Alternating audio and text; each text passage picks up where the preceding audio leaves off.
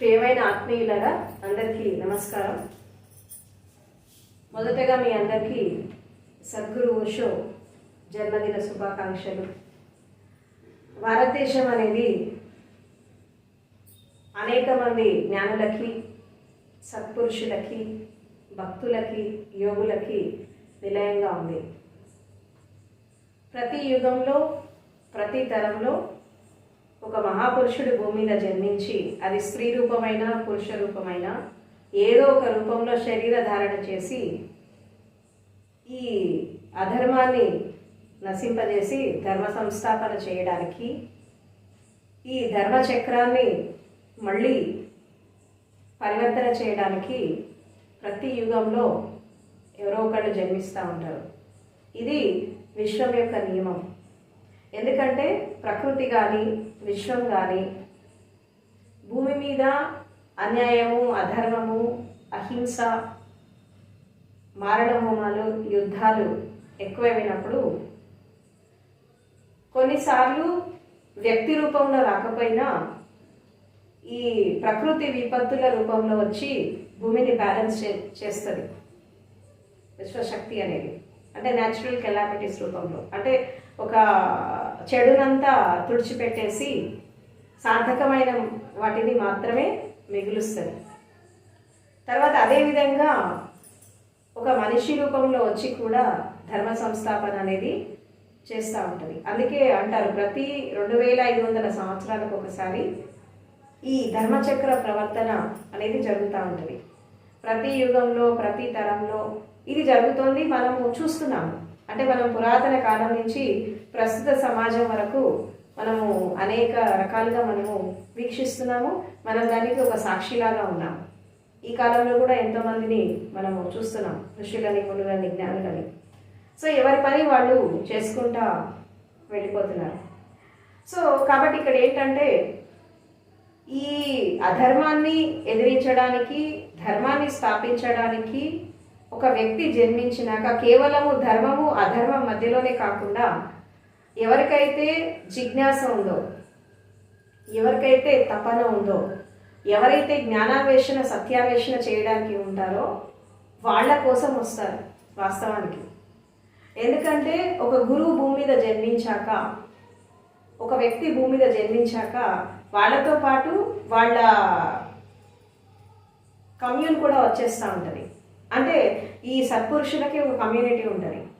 అందుకే ఒక వ్యక్తి భూమి మీద జన్మించాక, ఎస్పెషల్లీ ఒక గురు రూపంలో జన్మించాక వాళ్ళ ఎక్కడెక్కడో జన్మించినటువంటి వాళ్ళ శిష్యులంతా ఒక టైం వచ్చినప్పుడు ఆ గురువు దగ్గరకు వచ్చేస్తూ ఉంటారు. ఇది సహజంగా ప్రతి గురువు విషయంలో మనం చూస్తున్నాం. అదేవిధంగా ప్రకృతిలో కూడా మనకి రకరకాల మార్పులు జరిగి మనకి అనేక రకాలుగా బ్యాలెన్సింగ్ అనేది జరుగుతూ ఉంటుంది. ఇప్పుడు ఈ ప్రకృతి విపత్తులు, ఈ ప్రకృతి విధ్వంసాలు, ఈ భూమిలో జరిగే రకరకాల పరివర్తనలు, అనేక రకాల విస్ఫోటనాలు విశ్వంలో ఇవన్నీ ఎందుకు జరుగుతున్నాయి అంటే ఇప్పుడు ప్రకృతి చేసేటటువంటి ప్రతి ఒక్క ప్రళయం, దీనేమంటారు ప్రళయం అంటారు. మనుషులు కూడా ప్రళయాన్ని సృష్టిస్తారు భూమి మీద, ప్రకృతి కూడా ప్రళయాన్ని సృష్టిస్తుంది. మనుషులు సృష్టించేటటువంటి ప్రళయం అనేది ఎలా ఉంటుంది అంటే ఒక విధ్వంసానికి దారితీస్తుంది. ఈ ప్రకృతి సృష్టించే ప్రళయం అనేది బ్యాలెన్స్ చేస్తుంది. మరి ఏంటి ఆ మనిషికి ప్రకృతికి ఉన్నటువంటి ఆ తేడా ఏంటి అంటే మనిషి సంపూర్ణంగా ఒక స్థితిని నాశనం చేయడానికి లేదా ఒక పరిస్థితిని దిగజార్చడానికి తన స్వార్థంతో, సంకుచిత మనస్తత్వంతో, తన లోపల ఉండే నెగిటివిటీస్తో వీటన్నిటినీ ఒక నాశనం చేయడానికి మనిషి పూనుకుంటాడు. ఎందుకంటే మనిషి దిగజారిపోవడం, పతనం అవడం స్టార్ట్ అయితే జంతువు కంటే హీనస్థితికి దిగజారిపోతాడు. ఆ దిగజారిపోయినటువంటి క్షణంలో హింసని ప్రేరేపిస్తాడు, యుద్ధాలు చేస్తాడు, రకరకాల విద్వేషాలు క్రియేట్ చేస్తాడు, రకరకాల విభేదాలు క్రియేట్ చేస్తాడు, రకరకాలుగా అనేక రకాల డిస్క్రిమినేషన్స్ జరుగుతూ ఉంటాయి సొసైటీలో. అదేవిధంగా ఒక మహాపురుషుడు జన్మించాక కూడా వీళ్ళు ఈ విద్వేషాలన్నిటిని అన్నిటినీ దాటుకొని వీళ్ళు చేసేటటువంటి లోక కళ్యాణం అనేది చేస్తూ ఉంటారు. కాబట్టి మంచి, చెడు, సుఖం, దుఃఖం, చీకటి, వెలుగు ఇదంతా కూడా భూమి మీద నడుస్తూ ఉంటుంది. అందుకే ప్రకృతి కూడా భూమి మీద ఏది కూడా సంపూర్ణంగా జరగనియదు. మీరు గమనించండి. ఎందుకంటే ఈ సృష్టి యొక్క రచనలో, ఈ విశ్వం యొక్క ఆవిర్భావం యొక్క స్థితిలో ఏది సంపూర్ణంగా ఉండదు. ఇప్పుడు కొన్నాళ్ళు మంచి, కొన్నాళ్ళు చెడు, కొన్నాళ్ళు ధర్మము, కొన్నాళ్ళు అధర్మము, తర్వాత కొన్నాళ్ళు చీకటి, ఇంకొన్నాళ్ళు వెలుగు. ఎందుకు ఇది కంప్లీట్గా వెలుగులోనే ఉండొచ్చు కదా, కంప్లీట్గా ధర్మబద్ధంగా ఉండొచ్చు కదా, కంప్లీట్గా ఒక సత్యంతో ఉండొచ్చు కదా. ఎందుకు ఈ మధ్యలో అధర్మము, అసత్యము, ఈ అంధకారము, ఈ విద్వేషాలు ఎందుకు వస్తున్నాయి అంటే, మంచి చెడు రెండు ఉన్నప్పుడే, ధర్మం అధర్మం ఉన్నప్పుడే, సత్యం అసత్యం ఉన్నప్పుడే బ్యాలెన్సింగ్ అనేది వస్తుంది. ఇప్పుడు సంపూర్ణంగా సత్య మార్గంలో ఒక యుగం అనేది ఉందనుకో, అక్కడ ఎవరు ఎవరికి ఏమి చెప్పాల్సిన అవసరం లేదు, ఎవరు ఎవరిని మార్చవలసిన అవసరం లేదు, తర్వాత ఎవరు ఎవరిని ఏం చేయాల్సిన అవసరం లేదు, ఎందుకంటే అందరూ సత్యవంతులే కదా. అప్పుడు ఏమవుతుందంటే ఒక బోర్డమ్ క్రియేట్ అవుతుంది. కాబట్టి జీవితం అంటే ఒక లీల అన్నారు, ఇట్స్ ఎ ప్లే అన్నారు. ఈ ప్లేలో ఏం జరుగుతుంది అంటే, ఈ మంచి చెడు, సుఖము దుఃఖము, చీకటి వెలుగు, ధర్మం అధర్మం, ఇదంతా ఎందుకంటే ఈ మంచి చెడు చీకటి వెలుగులు ఉన్నప్పుడే ఒక బ్యాలెన్సింగ్, ఒక సమతుల్యత అనేది జరుగుతూ ఉంటుంది. కాబట్టి భూమి మీద ఏది కూడా కంప్లీట్గా జరగదు, కొన్నాళ్ళు ఇది కొన్నాళ్ళు అది. అంటే ఎందుకు అంటే మార్పు జరగాలి కదా, మంచి నుంచి చెడుకి, చెడు నుంచి మంచికి, చీకటి నుండి వెలుగుకి, వెలుగు నుంచి చీకటికి. ఇది సృష్టి యొక్క ధర్మం. ఈ సృష్టి యొక్క ధర్మం, ఈ విశ్వధర్మం అనేది ఎలా నడుస్తుంది అంటే వీటన్నిటి మధ్యలో సాగుతూ ఉంటుంది. ఎందుకంటే మార్పు అనేది ప్రతి క్షణక్షణం జరుగుతూ ఉంది. ఈ మార్పుకి అనుగుణంగా అప్పుడప్పుడు ప్రకృతి డైరెక్ట్గా ఇన్వాల్వ్ అవుతూ ఉంటుంది. దీన్ని బ్యాలెన్స్ చేయడానికి ప్రళయాల రూపంలో వస్తూ ఉంటుంది.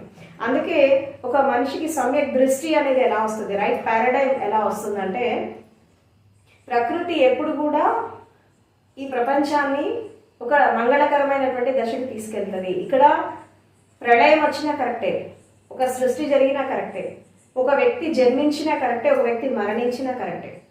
ఎందుకంటే ఈ విశ్వం అనేది కూడా ఒక సిస్టమేటిక్గా, ఒక డిసిప్లిన్గా సాగుతుంది. ఈ సిస్టమేటిక్ డిసిప్లిన్గా సాగుతున్నటువంటి ఈ విశ్వంలో ఏది జరిగినా కానీ ఒక మంగళకరమైన దశకి వెళ్తుంది. కాబట్టి హిందీలో ఒక విషయం చెప్తారు ఏంటంటే, పరమాత్మకు మంగళమయ జాంతే హుయే అప్నే స్వధర్మ కా పాలన కరో అని అంటారు. అంటే దైవత్వం అనేది ఒక మంగళకరమైన దశకి తీసుకెళ్తుంది అనేటటువంటి ఒక నమ్మకం కాదు ఇక్కడ. దాన్ని ప్రత్యక్షంగా వీక్షిస్తూ నీ స్వధర్మాన్ని నువ్వు పాటించు. అంటే నువ్వు చేయాల్సిన పనులు నువ్వు చేస్తూ ఉంటావు, ప్రకృతి చేయాల్సిన పనులు ప్రకృతి చేస్తూ ఉంటుంది, దేని పని అది చేస్తూ ఉంటుంది. యూనివర్స్లో ఎవరి పని వాళ్ళు చేస్తూ ఉండాలి. చేస్తూ ఉన్నప్పుడు ప్రతిదీ చాలా బ్యాలెన్సింగ్గా వెళ్తూ ఉంటుంది. ఇది మనము చూస్తున్నాం పురాతన కాలం నుంచి. మన చరిత్ర చెప్తుంది, మన ఎన్నో రకాల గ్రంథాలు చెప్తున్నాయి, శాస్త్రాలు చెప్తున్నాయి. తర్వాత మనం స్వయంగా వీక్షిస్తున్నాం, కొన్ని మనం కళ్ళతో చూస్తున్నాం. సో ఇదంతా జరుగుతోంది. అలా ప్రతి యుగంలో, ప్రతి తరంలో ఒక మహాపురుషుడు వచ్చి ఈ ధర్మాన్ని మళ్ళీ స్థాపిస్తాడు అని చెప్పి మనము చూస్తున్నాం, వీక్షిస్తున్నాం. అందులో భాగంగా మనకు ఎంతోమంది మహర్షులు వచ్చారు, జ్ఞానులు వచ్చారు, ఋషులు వచ్చారు, ఎంతోమంది వచ్చారు. ఆధునిక సమాజంలో కూడా ఎంతోమంది ఉన్నారు. అలాంటి వారిలో సద్గురు ఓషో కూడా ఒకడు. ఓషో గురించి చెప్పాలంటే ఒక విధంగా గతంలో ఉన్నటువంటి ఆధ్యాత్మిక పరంపర, తర్వాత భవిష్యత్తులో వచ్చేటటువంటి మార్పు, ఇటు విజ్ఞానం, అటు జ్ఞానం, ఇటు శాస్త్రీయత, వీటన్నిటికీ ఒక వారధిలాగా నిలబడ్డాడు. అంటే ఒక బ్రిడ్జి లాగా, వీటన్నిటిని కనెక్షన్ చేసేటటువంటి ఒక బ్రిడ్జి లాగా ఉన్నాడు. ఎలా ఉన్నారు అంటే, ఇటు విశ్వానికి, అటు పాతతరము ఆధ్యాత్మిక సాధనలకి, ఈ పరంపరలకి, సాంప్రదాయాలకి, అండ్ తర్వాత ఇటు శాస్త్రీయతకి, తర్వాత అటు విజ్ఞానానికి, వీటన్నిటినీ జోడించి మళ్ళీ ఒక కొత్త ఒరవడి తీసుకొని వచ్చారు ఆధ్యాత్మిక ప్రపంచంలో. అంటే జనరల్గా మనకి ఎంతోమంది జ్ఞానులు ఉన్నారు మనకి భూమి మీద. ఇప్పుడు ఒక్కొక్క జ్ఞాని, ఒక్కొక్క సత్పురుషుడు ఒక్కొక్క స్థితిలో ఒక్కొక్క జ్ఞానోదయాన్ని అందుకుంటారు. కానీ భూమి మీద పరిపూర్ణంగా జ్ఞానోదయాన్ని అందుకున్న వాళ్ళు ఎవరున్నారు అంటే మనము ఒక 10 మందిని చూపించచ్చు మనం. అంటే పరిపూర్ణమైనటువంటి జ్ఞానోదయం అందుకోవడం అంటే ఏంటి అంటే, మనము చూస్తే ఒక వ్యక్తి సాధన చేస్తున్నటువంటి క్రమంలో, అంతర్యాత్ర చేస్తున్నటువంటి సమయంలో ఈ ఇంద్రియాలతో జరిగేటటువంటి అనుభవాలు, పంచేంద్రియాల ద్వారా జరిగే అనుభవాలు ఒక్కొక్కళ్ళకి ఒక్కొక్క డోర్ ఓపెన్ అవుతూ ఉంటుంది. ఒక్కొక్క ద్వారం ఓపెన్ అయ్యి వాళ్ళు ఒక్కొక్క జ్ఞానాన్ని అందుకుంటూ ఉంటారు. ఆ జ్ఞానాన్ని అందుకున్నాక దాంట్లో మళ్ళీ ఫుల్ఫిల్మెంట్ తెచ్చుకొని వాళ్ళు ఇంకా ఉన్నతమైన స్థితికి వెళ్తూ ఉంటారు. కానీ కొంతమందికి ఎలా ఉంటుంది అంటే 21 ఇంద్రియాలు ఒకేసారి ఓపెన్ అయిపోతాయి. 21 ఇంద్రియాలు ఒకేసారి ఓపెన్ అయిపోతాయి. తర్వాత అన్ని రకాలైనటువంటి స్థితులు ఒకేసారి ఓపెన్ అయిపోతాయి. అన్ని రకాల అనుభవాలు ఒకేసారి జరుగుతాయి. అలాంటి వారిలో మనం చెప్పుకోవాలంటే ఒకటి మహర్షి పతంజలి, తర్వాత గౌతమ బుద్ధుడు, నెక్స్ట్ సద్గురు ఓషో. ఇంకా చాలామంది ఉన్నారు. బట్ వీళ్ళు ఒక మైల్ స్టోన్స్ లాగా మనకు కనబడతారు. ఒక మైలురాళ్ళు అంటారు కదా, మనం ఒక జర్నీ చేస్తున్నప్పుడు ఒక మైల్ స్టోన్స్ మనకు కనబడతా ఉంటాయి, మైలురాళ్ళు కనబడతా ఉంటాయి. అంటే ఇక్కడ వరకు వచ్చాక ఒక జర్నీ అనేది మనకు కంప్లీట్ అయిపోతూ ఉంటుంది. కాబట్టి మహర్షి పతంజలి ఒక టైప్ ఆఫ్ అటు ఇటు మెడిసిన్, మెడికల్ టెక్నాలజీ, అటు యోగము, తర్వాత ఇటు శ్వాస విజ్ఞానము, తర్వాత నాడీ విజ్ఞానము, అదేవిధంగా ధ్యానము, ధారణ, సమాధి, ఈ విధంగా తను శాస్త్రీయతని తీసుకొని వచ్చినప్పుడు మళ్ళీ బుద్ధుడు వచ్చాక ఏమైపోయింది, మానసిక శాస్త్రము, తర్వాత మళ్ళీ మానసిక విజ్ఞానము, శరీర విజ్ఞానము, తర్వాత విశ్వం యొక్క విజ్ఞానము, మళ్ళీ సైన్స్ అండ్ టెక్నాలజీ, వీటన్నిటిని జోడించి మళ్ళీ తను కొత్త వరుడిని తీసుకొని వచ్చాడు. మళ్ళీ ఆధునిక సమాజంలో సద్గురు ఓషో వచ్చాక ఈ జనరేషన్కి తగ్గట్టుగా, అంటే ఈ ఆధునిక సమాజానికి తగ్గట్టుగా మళ్ళీ తను ఒక కొత్త ఒరవడిని తీసుకొని వచ్చాడు. అందుకే ఇంతవరకు భూమి మీద ఎంతమంది జ్ఞానులైతే జన్మించారో, ఎంతమంది సత్పురుషులైతే జన్మించారో వాళ్ళందరి యొక్క జ్ఞానాన్ని మళ్ళీ తను జీవింపజేశాడు. అసలు వాళ్ళు వీళ్ళు అని కాదు, ఈ మార్గం ఆ మార్గం అని కాదు, ప్రతి ఒక్క సత్పురుషుడి గురించి, ప్రతి ఒక్క మార్గం. అసలు కొంతమంది పేర్లు కూడా మనం ఎప్పుడు విని ఉండం. కొంతమంది ఫిలాసఫర్స్, తత్వవేత్తలు, అండ్ కొంతమంది సిద్ధాంతకర్తలు, ఉద్యమకారులేంటి, విప్లవకారులేంటి, ఈ సబ్జెక్ట్ ఆ సబ్జెక్ట్ అని కాకుండా ఈ యూనివర్స్లో, విశ్వంలో ఎన్ని రకాల కోణాలు ఉన్నాయి, ఎన్ని రకాల డైమెన్షన్స్ ఉన్నాయి, ఎంతమంది మహర్షులు ఉన్నారు, ఏ సాంప్రదాయంలో ఎవరున్నారు, ఏ పరంపరలో ఎవరున్నారు, వీళ్ళందరినీ మళ్ళీ తన వాణి ద్వారా జీవింపజేశాడు. అందుకే ఆయనని మాస్టర్ ఆఫ్ మాస్టర్స్ అంటారు, గురువులకే గురువు అంటారు. ఎందుకంటారంటే అంతకుముందు గురువులు చాలా మంది ఉన్నారు. ఉపనిషత్ కాలంలో, వేదకాలంలో, ఈ ఋషుల మునుల కాలంలో రకరకాల మంది గురువులు ఉన్నారు. భారతదేశమే కాకుండా ఇతర దేశాల్లో ఉన్నారు. ఎంతో మంది తత్వవేత్తలు ఉన్నారు, ఫిలాసఫర్స్ ఉన్నారు. వీళ్ళందరినీ మళ్ళీ తన వాణి ద్వారా జీవింపజేశాడు. అలా దాదాపు తన జీవిత కాలంలో 750 టైటిల్స్తో 11,000 పుస్తకాలు ఆయన రచించడం జరిగింది. ఇంత విజ్ఞానాన్ని, ఇంత జ్ఞానాన్ని అందించాక ఒక విధంగా చెప్పాలంటే మళ్ళీ ఆధ్యాత్మికానికి మళ్ళీ ఒక కొత్త వెలుగులు వచ్చాయి. అంటే పూర్వకాలంలో స్పిరిచువాలిటీ అనేది ఎలా ఉండేదంటే ఒక మనిషి జ్ఞానాన్వేషణ, సత్యాన్వేషణ చేయాలంటే అన్నీ వదిలేసి వెళ్ళిపోవాలా, తర్వాత అన్నిటినీ త్యజించాలి, సన్యసించాలి, వానప్రస్థానికి వెళ్ళాలి, మనం అన్ని వదిలేసి తప్పించి మనకు జ్ఞానం రాదు అని చెప్పి మనకి పూర్వకాలంలో ఈవెన్ బుద్ధుడు కూడా అన్ని వదిలేసి వెళ్ళిపోయాడు. మహర్షి పతంజలి కూడా అంతే. ఒకప్పుడు ఈ ధారణ ఉండేది. కానీ ఈ సద్గురు ఓషో వచ్చాక ఏమైపోయిందంటే జీవితాన్ని వ్యతిరేకించద్దు, లైఫ్ని వ్యతిరేకించద్దు. ఎందుకంటే జీవితాన్ని ఎప్పుడైతే నువ్వు పరిపూర్ణంగా జీవిస్తావో ఈ జీవితమే నేను దైవత్వానికి తీసుకెళ్తుంది అని అంటాడు. అంటే మన సోకాల్డ్ ఈ సంతులు, సత్పురుషులు, మహాత్ములు వీళ్ళంతా కూడా జీవితాన్ని వ్యతిరేకించారు. కేవలము ఆత్మ, పరమాత్మ, ముక్తి, మోక్షము ఇలాగే పోయినారు. కానీ కళ్ళ ముందు కనిపిస్తున్నటువంటి జీవితాన్ని వ్యతిరేకించారు, కళ్ళ ముందు కనిపిస్తున్నటువంటి సత్యాన్ని ప్రపంచాన్ని వ్యతిరేకించారు, సంఘాన్ని వ్యతిరేకించి అన్ని వదిలేసి వెళ్ళిపోయారు. కానీ ఇక్కడ ఓషో ఏం చెప్తారంటే జీవితమే భగవతత్వము, life itself is divine అని అంటాడు. అంటే భగవంతుడు అనేవాడు వ్యక్తి కాదు, శక్తి, ఇట్స్ ఎ పవర్. ఈ శక్తి అనేది నువ్వు దర్శించాలంటే ప్రతి నిమిషము, ప్రతి క్షణము, నువ్వు చేసే ప్రతి కర్మలో, నువ్వు మాట్లాడే ప్రతి మాటలో, నువ్వు వేసేటటువంటి ప్రతి అడుగులో కూడా ఇది సాక్షాత్కారం జరుగుతూ ఉంటుంది. కాబట్టి నువ్వు జాగృతిలో జీవించు, సాక్షిభావంలో జీవించు, జీవితాన్ని అనుభవిస్తూ జీవించు. ఎట్లా అనుభవించాలి జీవితాన్ని, ఎలా ఎంజాయ్ చేయాలి అంటే అకర్త భావనతో, తర్వాత జాగృతిలో, సాక్షితత్వంలో ఉంటూ నువ్వు జీవితాన్ని ఆస్వాదించు అని అంటాడు. జీవితంలో ఉండే ప్రతి ఒక్క కోణాన్ని మనం ఆస్వాదించాలి అని అంటాడు.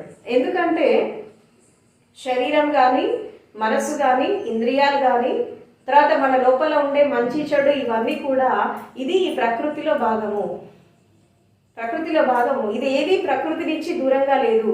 తర్వాత ఈ విశ్వం నుంచి ఏది దూరంగా లేదు. విశ్వం అంతా కూడా ఒక ఆర్గానిక్ యూనిటీ లాగా ఉంది. ఈ ఆర్గానిక్ యూనిటీ లాగా ఉండేటటువంటి ఈ కంప్లీట్ యూనివర్స్లో ఒకటి ఇంకో దానికి కనెక్ట్ అయిపోయి ఉంది. నువ్వు ఒక దాన్ని వ్యతిరేకిస్తే ఇంకో దాన్ని కూడా నువ్వు వ్యతిరేకిస్తావు. ఈ వ్యతిరేకత అనేది, విద్వేషం అనేది ఎప్పుడైతే నీ లోపల వస్తుందో నువ్వు దైవత్వాన్ని అందుకోలేవని అంటాడు. తర్వాత ఇంకొక విషయం ఏం చెప్తారంటే, ఈ భూమి మీద ఉండే గడ్డిపోచకి అంతరిక్షంలో ఉండేటటువంటి గ్రహానికి సంబంధం ఉంది అని చెప్తారు. అంటే ఎందుకు సంబంధం ఉంది? గడ్డిపోచకి అంతరిక్షానికి ఏంటి, గ్రహానికి ఏం సంబంధం అంటే, ఇక్కడ ఒక గడ్డిపోచ అనేది డిస్టర్బెన్స్ జరిగితే దీనికి సంబంధం ఉన్నటువంటి ప్రతిదీ ఒక చైన్ లింక్ ప్రాసెస్, ఒక నెట్వర్కింగ్ ప్రాసెస్ ఉంటుంది. ఒకటి డిస్టర్బ్ అయితే ఇంకోటి డిస్టర్బ్ అవుతూ ఉంటుంది. ఎందుకు భారతదేశంలో ఈ అహింసకి ఎందుకు ఇంపార్టెన్స్ ఇచ్చారు, ఎందుకు హింసని చేయొద్దు అని చెప్పారంటే, ఒక జీవి డిస్టర్బ్ అయితే దానికి అనుసంధానంగా ఉండే ప్రతి ఒక్క జీవి అనేది డిస్టర్బ్ అవుతూ ఉంటుంది. అంటే జనరల్గా హింస అనేది ప్రకృతి సిద్ధంగా కొన్ని జరుగుతాయి. మనం శ్వాస తీసుకున్నప్పుడు కూడా కొన్ని జీవులు చచ్చిపోతూ ఉంటాయి. మనము తెలియకుండా అన్నం తింటుంటే కూడా కొన్ని జీవులు మనకు తెలియకుండా బ్యాక్టీరియాలు, వైరస్లు కళ్ళకు కనిపించినవి చాలా పోతూ ఉంటాయి. మరి ఇదంతా కూడా హింస జరుగుతూ ఉంది. కానీ ఇక్కడ ఇంటెన్షనల్గా చేయకూడదు, ఉద్దేశపూర్వకంగా చేయకూడదు. తెలిసి మనం ఆ తప్పు చేయొద్దు. మనము ప్రకృతి సిద్ధంగా జరుగుతాయి, మనం దానికి ఏం చేయలేము. ఎందుకంటే సృష్టి యొక్క రచనలో ఇవన్నీ సాధారణంగా జరిగిపోతూ ఉంటాయి, దానికి మనం ఏం చేయలేము. కానీ మనం ఉద్దేశపూర్వకంగా మనం దేన్ని హింసించద్దు. ఎందుకు హింసించద్దు అంటే, ఈ ఒక్కటి జీవి డిస్టర్బ్ అయితే ఇంకా రకరకాల జీవులు డిస్టర్బ్ అవుతూ ఉంటాయి. ఒకదానికొకటి ఆధారపడి జీవించేటటువంటి జీవిత విధానం. లైఫ్ అనేది ఇండిపెండెంట్ కాదు, ఇంటర్ డిపెండెంట్. ఇదంతా కూడా ఒక సమూహంగా, విశ్వం అంతా కూడా ఒక సమూహంగా, ఒక అండర్ కరెంట్ లాగా ప్రతిదాన్ని ఇంకో దాన్ని కలుపుతా ఉంది. అంటే ఎట్లా అంటే పూదండలో దారం లాగా. పూదండలో దారం ఎలా ఉంటుంది? పూలు పైకి చూడడానికి కనబడతాయి, కానీ ఈ పూలని కనెక్ట్ చేసినటువంటి దారం అనేది మనకు కనబడదు. కానీ ఈ పూలని కలిపి పెట్టి ఉండడానికి ఈ దారమే ఆధారం. అదేవిధంగా ఈ విశ్వశక్తి కూడా ఒక అండర్ కరెంట్ లాగా పనిచేస్తోంది. ప్రతి ఒక్క జీవిని, ప్రతి ఒక్క స్థితిని, తర్వాత ప్రతి ఒక్క పరిస్థితిని అది కలుపుతోంది. కాబట్టి మనం జీవితాన్ని వ్యతిరేకించద్దు. జీవితాన్ని ఎవరైతే వ్యతిరేకిస్తారో వాళ్ళు ఆ పరమ సత్యాన్ని తెలుసుకోలేరు అని అంటాడు. కాబట్టి జీవన్ హి హై ప్రభు అని అంటాడు. అంటే జీవితమే భగవతత్వం. ఎప్పుడైతే సంపూర్ణంగా మనం జీవితాన్ని జీవిస్తూ ముందుకు వెళ్ళినప్పుడు మనం పరిపూర్ణమైనటువంటి జ్ఞానాన్ని అందుకోవచ్చు అని చెప్పి, జీవితాన్ని ఒక ఉత్సవం లాగా జీవించాలి, జీవితాన్ని ఒక లీలలాగా జీవించాలి. అది కూడా ఎలా జీవించాలి? జాగృతిలో, సాక్షిలో జీవించాలి. తర్వాత ఒక వివేకంతో జీవించాలి, విజ్ఞతతో జీవించాలి. తర్వాత ఇంటెలిజెన్సీతో జీవించాలి. ఇంటెలిజెన్సీ అంటే ఏంటి? బుద్ధిమత్త. బుద్ధిమత్త ఏంటి? ఒక బుద్ధి వికాసంతో జీవించాలి, ఒక చైతన్య వికాసంతో జీవించాలి. తర్వాత ఒక సత్యంతో జీవించాలి, ధర్మంతో జీవించాలి అని చెప్పడం జరుగుతుంది. సత్ర ఓషో ఫిలాసఫీ అంతా ఒక ఎసెన్స్ లాగా చెప్పాలంటే సింపుల్గా ఆయన ప్రతి ఏ గురువు గురించి మాట్లాడినా, దేని గురించి మాట్లాడినా ఆయన ఒకటే విషయం చెప్తాడు. ఏంటంటే లైఫ్ అనేది కంప్లీట్గా లీడ్ చేయాలి, అది కూడా ఒక సెలబ్రేషన్ లాగా లీడ్ చేయాలి, జీవితాన్ని ఒక లీలలాగా తీసుకోవాలి, తర్వాత జాగృతిలో, సాక్షిలో జీవించాలి, తర్వాత జీవితాన్ని ప్రేమించాలి, స్వయాన్ని ప్రేమించాలి. Love your life and love your body, love your mind. Self love అనేది డెవలప్ కావాలి. ఈ ప్రేమ, ధ్యానము వేర్వేరు కాదు, ఒకటే అని అంటాడు. అసలు ప్రేమకి, ధ్యానానికి, తర్వాత మరణానికి ఉన్నటువంటి ఆ డిఫరెన్స్ ఏంటి?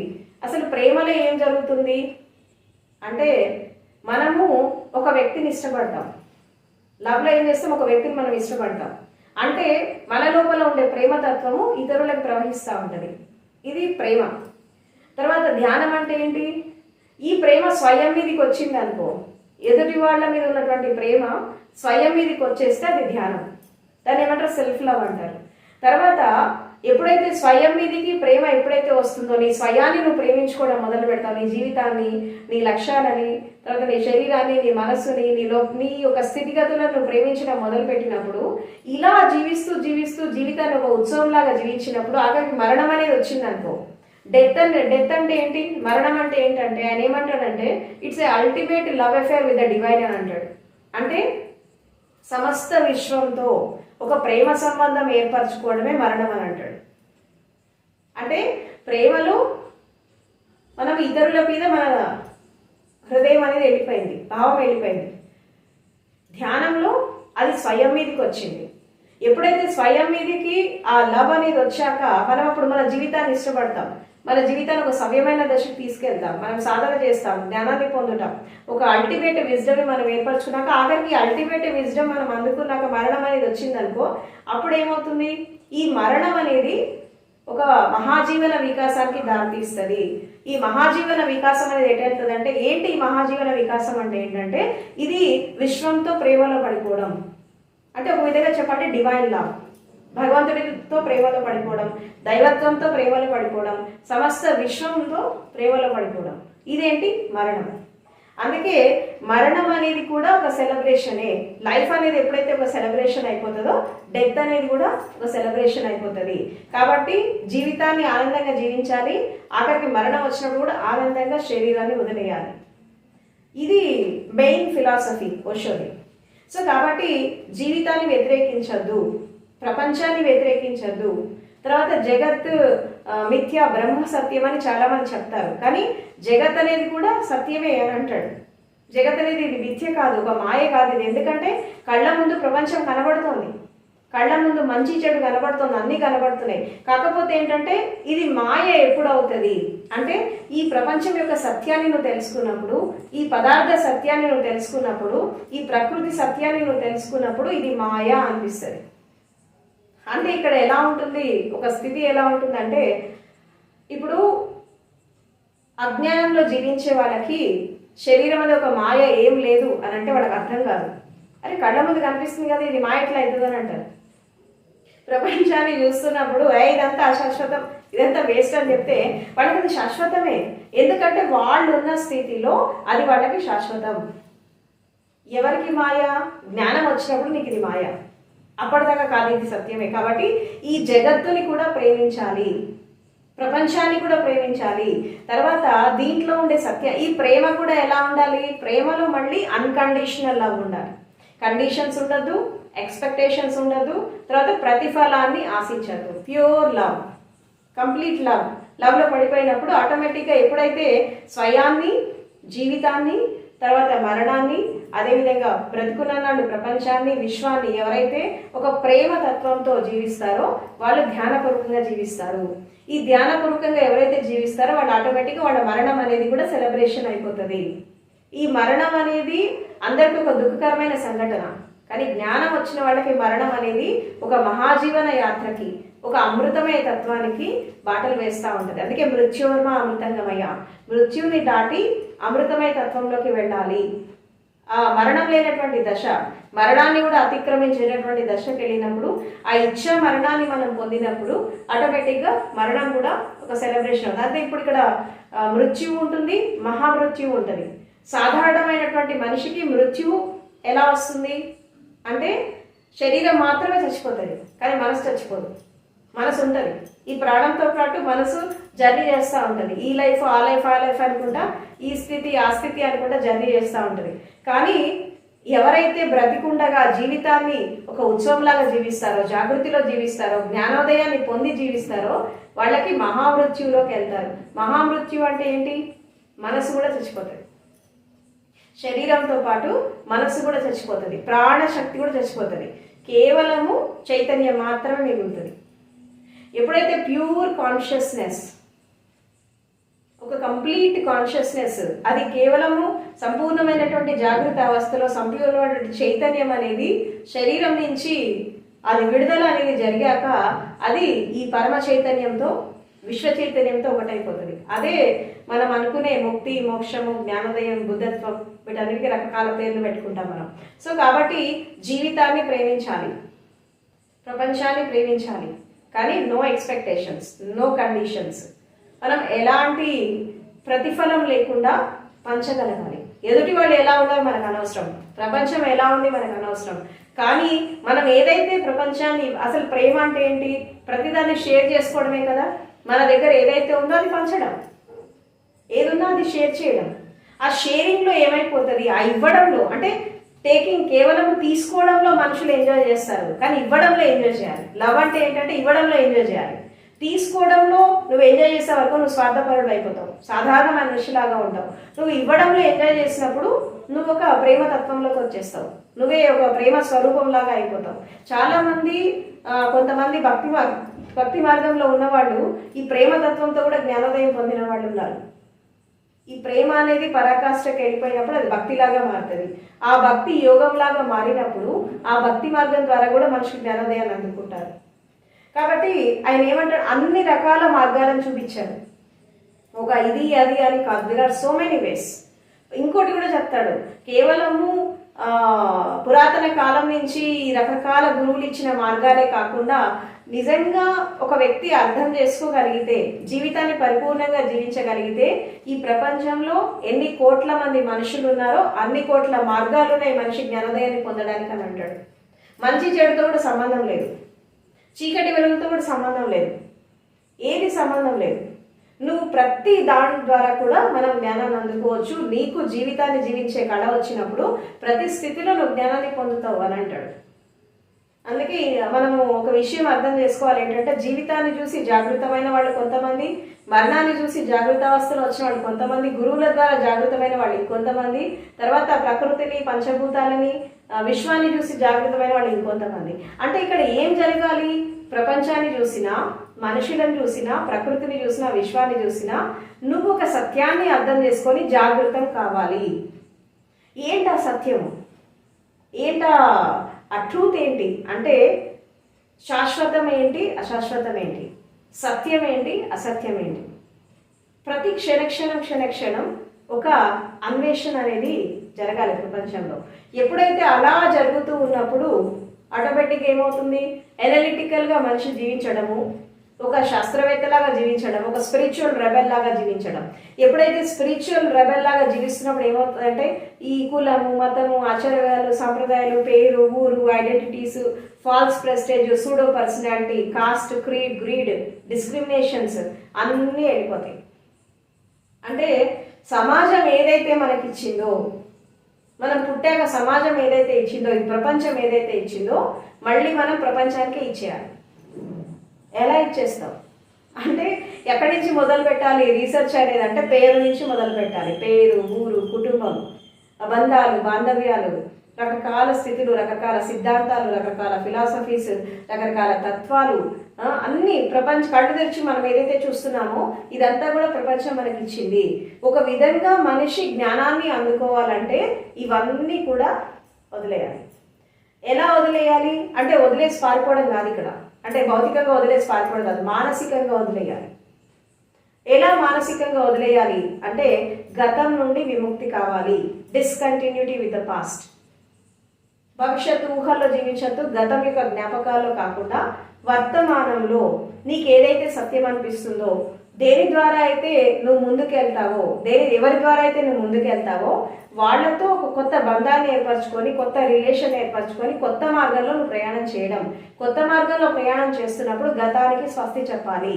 తర్వాత భవిష్యత్తు ఊహలు కాదు, మనము వర్తమానంలో మనం ఏదైతే జీవిస్తున్నామో ఆ జీవితాన్ని మరి పరిపూర్ణంగా జీవించినప్పుడు, సంపూర్ణంగా జీవించినప్పుడు తప్పకుండా ఏ మార్గం ద్వారా అయినా సరే మనం జ్ఞానాన్ని అందుకోవచ్చు అని చెప్పి అందరి గురువుల గురించి మాట్లాడారు, అందరి భక్తుల గురించి, మహర్షుల గురించి. ఎస్పెషల్లీ ఒక విధంగా చెప్పాలంటే ఓషో బుద్ధుడిని చాలా ఇష్టపడతారు.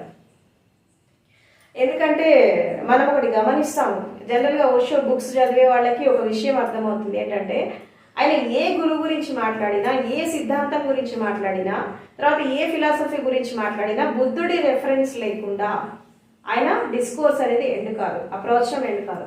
ఎందుకు ఆయన బుద్ధుడి రెఫరెన్స్ ఇచ్చాడు, ఆయన ఏం చెప్తాడు బుద్ధుడి గురించి అంటే, బుద్ధుడు ఒక వ్యక్తి కాదు, ఒక శక్తి అని అంటాడు. ఎట్లా శక్తి అంటే, అసలు బుద్ధత్వం అనేటటువంటి వర్డ్, నిర్వాణం అనేటటువంటి వర్డ్ అది బుద్ధుడి ద్వారానే బయటకు వచ్చాయి. బుద్ధుడు అంటే గౌతమ బుద్ధుడు కాదు ఇక్కడ. బుద్ధుడు అంటే పరిపూర్ణంగా జాగృతావస్థలో వచ్చినటువంటి ఒక వ్యక్తి, అది ఎవరైనా కావచ్చు. తర్వాత సంపూర్ణంగా సత్య మార్గంలో వచ్చినటువంటి వ్యక్తి, పరిపూర్ణమైనటువంటి జ్ఞానాన్ని అందుకున్నటువంటి వ్యక్తి, అలాంటి వాళ్ళని బుద్ధుడు అని అంటారు. బుద్ధుడు అనే వర్డ్ చాలా కామన్గా వాడతాడు ఆయన. ఇక్కడ బుద్ధుడు అంటే గౌతమ బుద్ధుడు అని కాదు, ఇక్కడ ఎవరైనా బుద్ధ పురుషుల గురించి మాట్లాడుతూ ఉంటాడు. కాబట్టి బుద్ధుడి రెఫరెన్స్ ఎందుకు ఎక్కువ ఇస్తాడంటే, ఇప్పుడు ఎలాగైతే ఓషో ఇటు ఆధ్యాత్మికాన్ని అటు శాస్త్రీయతని ఎలాగైతే తను జోడించి మాట్లాడాడో, ఈ మన గౌతమ బుద్ధుడికి తర్వాత ఓషోకి దాదాపు ఒక 2300-400 సంవత్సరాలు తేడా మధ్యలో వీళ్ళిద్దరు వచ్చారు.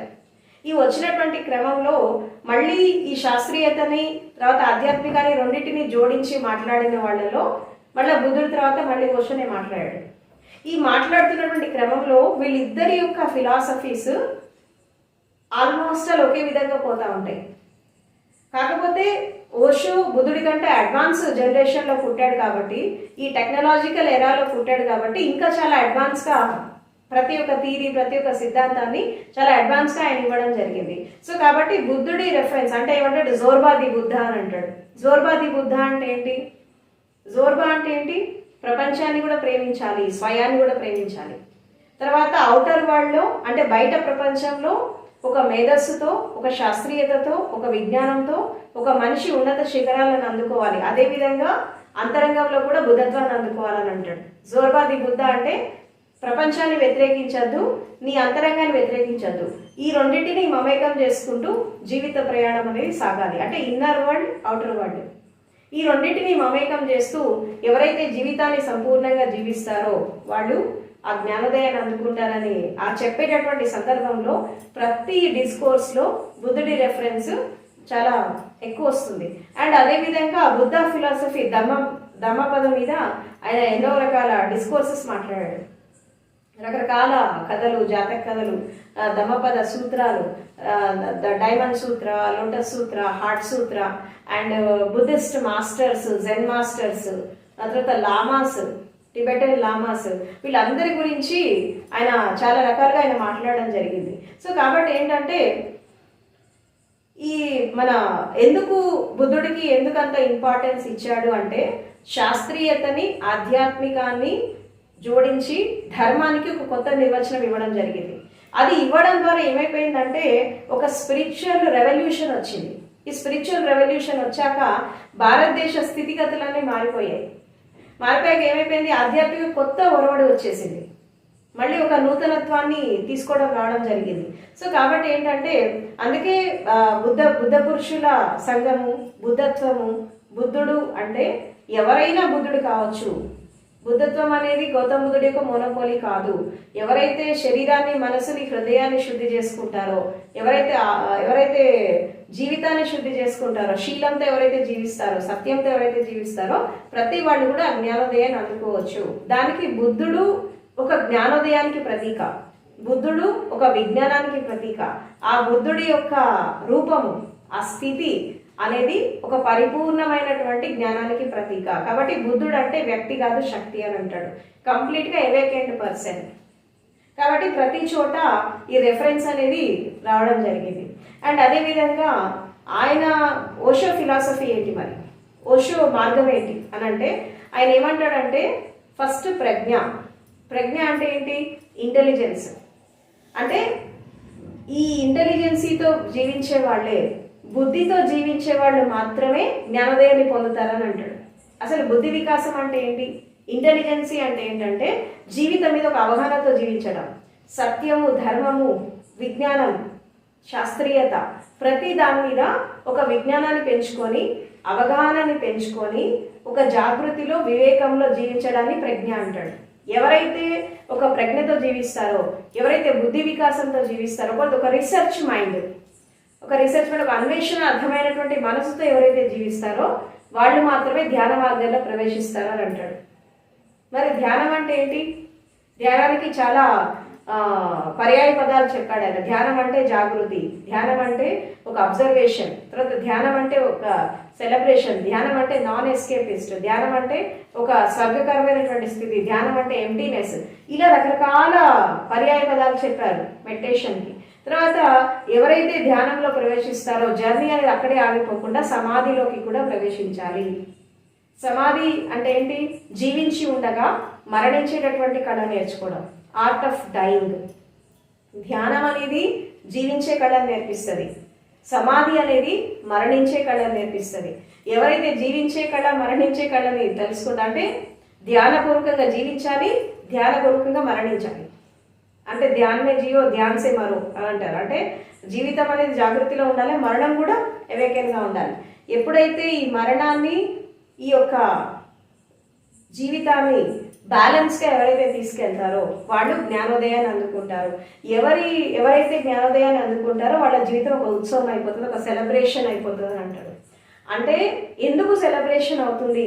జ్ఞానోదయం పొందాక ఎందుకు సెలబ్రేషన్ అవుతుంది అంటే, బుద్ధత్వము ఒక వ్యక్తికి రావాలి అంటే, జ్ఞానోదయం ఒక వ్యక్తికి రావాలి, మనం మోక్షాన్ని పొందాలి, ముక్తిని పొందాలి అనేటటువంటి కోరిక మనది కాదు, అది యూనివర్స్కి.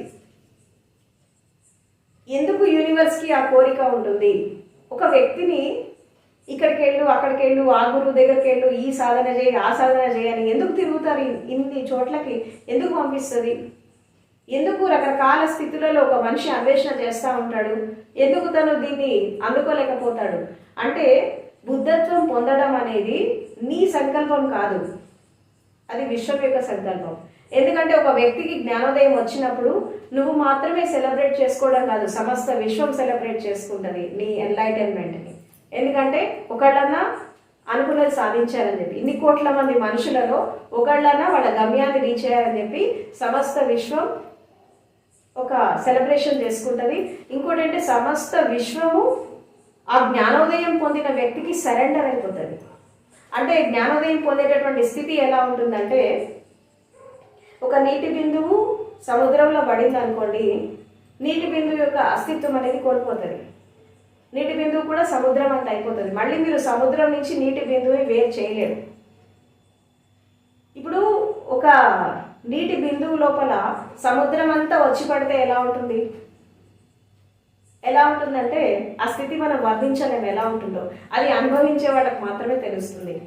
సో ఎప్పుడైతే ఒక నీటి బిందువు లోపల సముద్రం అంతా వచ్చి పడినప్పుడు ఆ నీటి బిందువు యొక్క స్థితి ఎలా ఉంటుందో, ఒక వ్యక్తికి పరిపూర్ణ జ్ఞానోదయం వచ్చినప్పుడు, సంపూర్ణ జ్ఞానోదయం వచ్చినప్పుడు ఆ స్టేట్ కూడా అలాగే ఉంటుంది.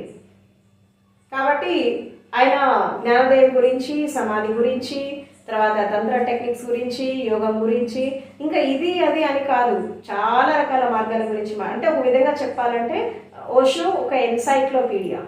మనం ఏది కావాలంటే అది తీసుకోవచ్చు. ప్రాపంచికంగా ఏదైనా కావాలంటే కూడా దాంట్లో కూడా తీసుకోవచ్చు. ఆధ్యాత్మికంగా ఎదగాలనుకునే వాళ్ళకి కూడా అది కూడా తీసుకోవచ్చు. ఎందుకంటే అన్ని సబ్జెక్ట్స్ని మాట్లాడాడు, ప్రతి దాన్ని టచ్ చేశాడు, ప్రతి టాపిక్ని టచ్ చేశాడు, ఏది వదిలిపెట్టలేదు. అంటే ఇక్కడ ఎందుకు ఇంత విజ్ఞానాన్ని, ఇంత జ్ఞానాన్ని ఇంత విస్తారంగా ఇవ్వాల్సిన అవసరం ఏముంది? సింపుల్గా చెప్పచ్చు కదా. ఎందుకు ఇంత వాస్ట్గా మాట్లాడాడు అంటే, ఆయన మాట్లాడడానికి ఒక కారణం ఉంది. ఏంటి అంటే, ఏదైనా సరే ఒక దాని మీద పరిపూర్ణ అవగాహన లేకపోతే ఆ వ్యక్తి ఆ స్థితిని దాటడు అని అంటాడు. దాని గురించి ఒక అండర్స్టాండింగ్ అనేది లేకపోతే, ఎక్స్ప్లెనేషన్ అనేది లేకపోతే, ఈనాడు రహస్యాలాగా దాచిపెట్టారు. ఈ దాచిపెట్టడం వల్ల ఏమైపోయిందంటే, ఎవరు పరిపూర్ణమైనటువంటి జ్ఞానాన్ని అందుకోలేకపోయారు. కాబట్టి వీటన్నిటిని ఓపెన్ చేయాలి, సీక్రెట్స్ అన్నిటిని ఓపెన్ చేయాలి, మనము ఏది కూడా దాచద్దు అని చెప్పి ప్రతి దాని మీద చాలా క్రిస్టల్ క్లియర్గా ఆ జ్ఞానాన్ని అందించడం జరిగింది. అండ్ తర్వాత తను జ్ఞానోదయాన్ని అందుకున్నాక ఇంకా ఆయన ఎక్కడ జన్మించాడు ఏంటి అనేది ఇదంతా అందరికీ తెలిసిన విషయమే. ఆయన 1931 డిసెంబర్ 11 మధ్యప్రదేశ్ రాష్ట్రంలో జబల్పూర్ దగ్గర కుచ్వాడా అనే విలేజ్లో ఆయన జన్మించడం జరిగింది. ఆయన ఒక జైన కుటుంబంలో జన్మించారు. ఆయన మొదటి పేరు ఏంటంటే ఆచార్య రజనీష్ చంద్రమోహన్ జైన్. తర్వాత ఆయన చిన్నప్పటి నుంచి ఒక రెబీలియస్గా ఆయన జీవించడం జరిగింది. ఈ మొదటి నుంచి ఆచార వ్యవహారాలు, సాంప్రదాయాలు, కట్టుబాట్లు, అంధవిశ్వాసాలు వీటన్నిటిని ఆయన వ్యతిరేకించాడు. ఒక రెబల్ లాగా ఆయన బయటకు వచ్చాడు. రావడమే కాకుండా వాళ్ళ ఫాదరు, వాళ్ళ మదరు, వాళ్ళ ఫ్యామిలీలో వాళ్ళ బ్రదర్స్ వీళ్ళంతా కూడా ఆయన పరంపరలో వాళ్ళు జ్ఞానోదయాన్ని అందుకోవడం జరిగింది. అండ్ అందుకున్న తర్వాత ఆయన ధర్మ ప్రచారము స్టార్ట్ చేశాక, అంటే సాగర్ జబల్పూర్ యూనివర్సిటీలో ఆయన ప్రొఫెసర్గా వర్క్ చేశారు ఫిలాసఫీలో. ఆయన ఎడ్యుకేషన్ కంప్లీట్ అయ్యాక ఒక 5-6 ఇయర్స్ ప్రొఫెసర్గా చేశాక దాని తర్వాత జాబ్కి రిజైన్ చేసేసి ఆయన ధర్మ ప్రచారంలోకి వచ్చేసి ఆయన దాదాపు తన 35 ఇయర్స్ నుంచి 60 సంవత్సరాల వరకు దాదాపు 25-30 సంవత్సరాలు ఆయన ధర్మ ప్రచారం చేయడంలో భాగంగా వరల్డ్ టూర్ చేశాడు. భారతదేశం ఒక్కటే కాదు, మొత్తం ప్రపంచవ్యాప్తంగా తన సిద్ధాంతాన్ని, ఫిలాసఫీని ఆయన ఎస్టాబ్లిష్ చేయడం జరిగింది. ఈ చేయడంలో భాగంగా ఎంతోమంది ఆ జ్ఞానాన్ని అందుకున్నారు. అందులో నేను కూడా ఒక దాన్ని. అంటే ఒక వ్యక్తికి జీవితంలో ఒక ఎన్లైటెడ్ మాస్టర్ దొరకడం, ఒక బ్రహ్మజ్ఞాని గురువులాగా దొరకడం అనేది అది ఎన్నో జన్మల సుకృతం. అది ఎందుకంటే గురువులు చాలామంది ఉంటారు, ఎన్నో రకాల పరంపరలు ఉంటాయి, కానీ పరిపూర్ణ జ్ఞానాన్ని అందించేటటువంటి గురువు దొరకడం అనేది ఒక విధంగా సుకృతం. అది నిజంగా ఒక విధంగా చెప్పాలంటే అది విశ్వం యొక్క కృప, భగవంతుడి కృప. ఎంతో పుణ్యం చేసుకుంటే తప్పించి అలాంటి గురువులు దొరకరు. సో నా అదృష్టం ఏంటంటే ఒకే లైఫ్లో ఓషోతో పాటు 3 ఎన్లైటెడ్ మాస్టర్స్ దొరికారు. అందులో స్వామి శైలేంద్ర సరస్వతి, తర్వాత ఓషో సిద్ధార్థి, తర్వాత ఓషో ప్రియా. వీళ్ళంతా కూడా ఓషో పరంపరలో వచ్చినటువంటి ఎన్లైటెడ్ మాస్టర్స్. సో అట్లా 4 ఎన్లైటెడ్ మాస్టర్స్ యొక్క సారథ్యంలో నేను సాధన చేయడం జరిగింది. దాదాపు ఒక 30 ఇయర్స్ నా సాధనలో కేవలం ఓషో పరంపరనే కాకుండా ప్రపంచంలో ఉండే అందరు గురువుల పరంపరలో నేను సాధన చేశాను. ఈ చేస్తున్నటువంటి క్రమంలో ఎందుకు నేను ఇంతగానో వెతకాల్సి వచ్చింది, ఒక పరిపూర్ణమైన గురువు దొరికాక కూడా ఎందుకు నేను వెతికానంటే ఒక జిజ్ఞాస, ఇంకా రీసెర్చ్ చేయాలి, ఇంకా ఏదో తెలుసుకోవాలి, ఒక స్పిరిచువల్ రీసెర్చ్ అనేది చేయాలి అనే ఉద్దేశంతో నేను దీన్ని చేయడం జరిగింది. సో వాళ్ళ యొక్క బ్లెస్సింగ్స్తో, అంటే సద్గురు ఓషో, తర్వాత నాకు జీవించిన లివింగ్ మాస్టర్స్, అందరి గురువుల బ్లెస్సింగ్స్తో ఈరోజు ఈ పరిపూర్ణ జ్ఞానాన్ని అందుకొని నేను ఎంతోమందికి హెల్ప్ చేస్తున్నాను. సో కాబట్టి జీవితం అనేది ఎక్కడో ఒక చోట ఒక తొలి అడుగు అనేది పడుతుంది. ఆ తొలి అడుగు అనేది ఆధ్యాత్మిక ప్రపంచంలో నాకు ఓషో ద్వారా పడింది. సో ఆ పడడమే నేను ఒక గోల్డెన్ హ్యాండ్స్లో పడ్డాను. అంటే ఒక చేతులు చాలా ఉంటాయి కానీ గోల్డెన్ హ్యాండ్స్ చాలా తక్కువ ఉంటాయి. కాబట్టి ఓషో చేతుల్లో పడ్డాక, తర్వాత నేను ఆయన చేతిలోకి వెళ్ళిపోయాక చాలా లైఫ్ అనేది చాలా వండర్స్ క్రియేట్ అయింది.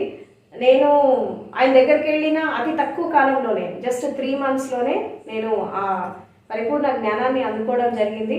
అండ్ ఒక విధంగా చెప్పాలంటే నేను ఈరోజు ఇలా ఉండడానికి కారణం ఆయన బ్లెస్సింగ్స్. అదేవిధంగా ఎంతోమంది గురువులు, ఎంతోమంది ఆచార్యులు, ఎంతోమంది నాకు హెల్ప్ చేశారు.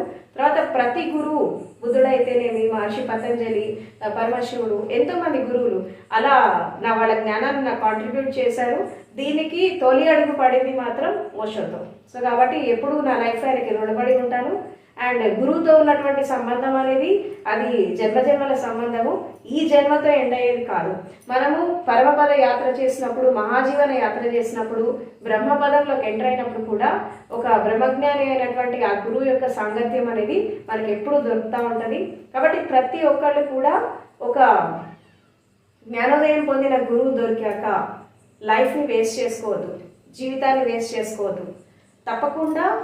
ఎందుకంటే జీవితం నుంచి, మరణం నుంచి, ప్రకృతి నుంచి, విశ్వం నుంచి చూసి నేర్చుకోలేని పరిస్థితులలో ఒక గురువు భౌతికంగా దొరికినప్పుడు వాళ్ళని అందుకొని వెళ్ళిపోవాలి. గురువు ద్వారా కూడా ఎవరైతే జాగృతం కారో, భౌతిక గురువు ద్వారా కాకపోతే ఇంకా ఎవరూ హెల్ప్ చేయలేరు వాళ్ళకి. వాళ్ళ జీవితం అనేది మళ్ళీ ఈ భవసాగరంలో, ఈ మాయలో పడిపోతూ ఉంటుంది. మళ్ళీ ఎప్పటికీ ఆ గురు సాంగత్యం దొరుకుతుందో, మళ్ళీ మానవ జన్మ ఎప్పుడు వస్తుందో, మళ్ళీ మన బుద్ధి ఎలా భ్రష్టమవుతుందో, చచ్చిపోయేటప్పుడు మన మానసిక స్థితి ఎలా ఉంటుందో తెలియదు. ఎందుకంటే ఒకసారి వచ్చిన అవకాశం మళ్ళీ రాదు. కాబట్టి దీపం ఉండగా నీళ్ళు చక్కబెట్టుకోవాలా. శరీరంలో ప్రాణం ఉన్నప్పుడే జీవితాన్ని కాపాడుకోవాలి. మహాజీవన యాత్రకు వెళ్ళాలి. అన్ని రహస్యాలు, అంత జ్ఞానాన్ని అందుకోవాలి. ఇదే ఓషో యొక్క జీవిత రహస్యము. కాబట్టి దీన్ని అర్థం చేసుకొని సాధన చేయాలి. అండ్ ఇంకోటి ఏంటంటే దాదాపు మెడిటేషన్లో 108 టెక్నిక్స్ ఉన్నాయి, సమాధిలో 112 సమాధి టెక్నిక్స్ ఉన్నాయి. ఇవన్నీ కూడా ఆయన ఇవ్వడం జరిగింది. ఇందులో భాగంగా ఎస్పెషల్లీ సమాధి సాధన చేసేటప్పుడు విజ్ఞాన భైరవ తంత్ర అనేటటువంటి గ్రంథంలో 112 సమాధి టెక్నిక్స్ ఉన్నాయి. ఈ టెక్నిక్స్ ద్వారా సాధన చేస్తే తప్పకుండా మనిషి సమాధి అనుభవాన్ని తీసుకుంటారు, అక్కడి నుంచి జ్ఞానాన్ని కూడా అందుకుంటారు. కాబట్టి ఈ విషయాలు అర్థం చేసుకొని సాధన చేయండి. Thank you so much.